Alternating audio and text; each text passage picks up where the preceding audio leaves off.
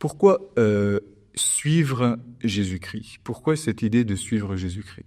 Parce que, comme les disciples, comme François, toi et moi, nous sommes fascinés par le Christ. Nous sommes étonnés, émerveillés. Par quoi? Par déjà son identité. Je pense que c'est un homme Dieu. Un homme Dieu, c'est un homme Dieu. C'est un homme qui, à la fois, est Dieu. C'est à la fois mystérieux et en même temps, c'est dévoilé. C'est sans cesse cela. Toi, c'est comme une amitié avec quelqu'un. Ce quelqu'un reste mystérieux et en même temps, il se dévoile au fur et à mesure. C'est comme dans l'Eucharistie, dans la présence eucharistique. Tu vois un morceau de pain et tu sais, dans l'illumination de ton esprit, que c'est vraiment Dieu. C'est vraiment lui qui est là présent. Donc, c'est l'identité de Jésus-Christ qui est fascinante. Deuxième chose, son humanité.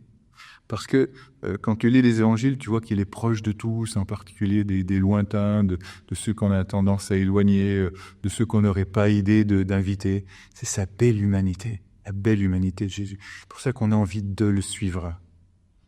Et aussi sa personnalité libre, troisième chose.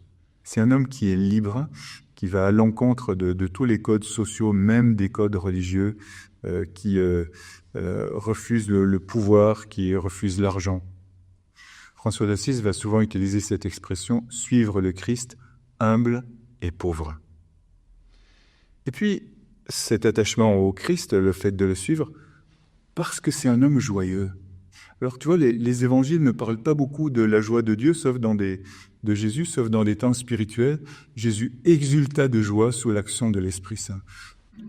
Et c'est cette même joie qui t'habite profondément, en laissant tomber beaucoup de joie éphémères, superficielles et trompeuses parfois, lorsque l'on veut attirer des joies qui viennent pas de Dieu.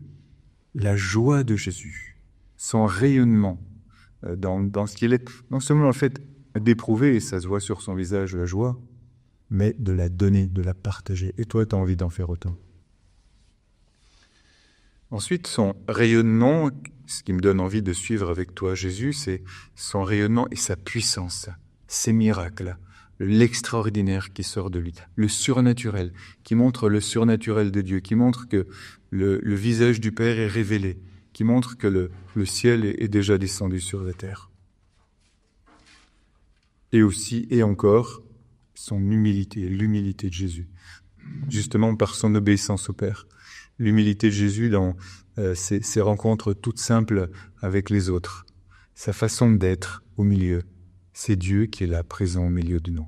C'est Dieu qui nous accompagne chaque jour.